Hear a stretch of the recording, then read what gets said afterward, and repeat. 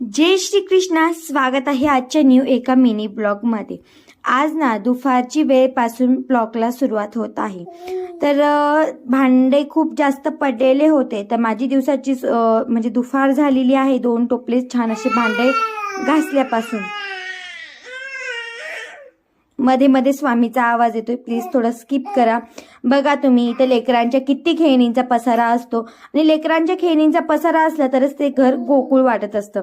स्वामी छान असं मस्त खेळत आहे आणि आता आमचे मोठे सुपुत्र सुद्धा झोपेतून उठलेले आहेत आणि 4 वाजायला कम्प्लीटली 10 मिनिटं बाकी आहेत आणि मला आता एक व्हिडिओ शूट करायचा आहे.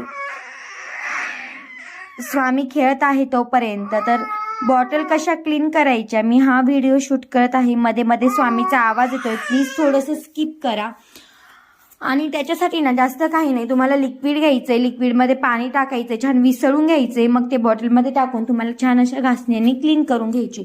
जर तुम्ही एकच बॉटल वापरत असाल तर बाळाला त्रास होतो. तुम्ही जर विदेशी कुठलीही टेक्निक जर फॉलो करत असाल ना तर ती करा, चांगली गोष्ट आहे, परंतु ती पूर्ण पद्धतीने केली गेली पाहिजे. कारण की दुसऱ्या देशांमध्ये जे काही बॉटलला दूध वापरलं जातं तर आपल्या देशातही ते वापरलं जातं, परंतु होतं काय की ते 4-4, 5-5 बॉटल वापरत असतात आणि आपण एकच बॉटल ती रिपीट वापरतो. त्याने बाळाला त्रास होतो, म्हणून डॉक्टर बॉटलने दूध पाजणं जास्त रेकमेंड करत नाही. त्यासाठी तुम्हाला करायचं काय, बॉटल जर तुम्ही दूध वापरणार असाल बाळाला बॉटलने दूध द्यायला, तर बॉटल तुम्हाला 3 ते 4 ठेवायच्या आहेत.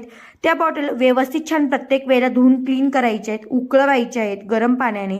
पुन्हा तुम्ही जेव्हा दूध द्याल तेव्हा तुम्हाला छान असं कोमट पाण्याने त्यांना वॉश करायचं आहे, किंवा फिल्टर असेल तर फिल्टरच्या पाण्याने, लिक्विडच्या पाण्याने स्वच्छ त्या बॉटल धुवून आणि त्यांच्यामध्ये छान असं विसळून आणि मग तुम्हाला बाळाला दूध द्यायचे. त्याने बाळाला कुठल्याही पद्धतीचा त्रास होणार नाही. अशा पद्धतीने तुम्हाला बॉटल क्लीन करायचे. लॉंग व्हिडिओ पाहायचा असेल तर तो सुद्धा तुम्हाला भेटून जाईल.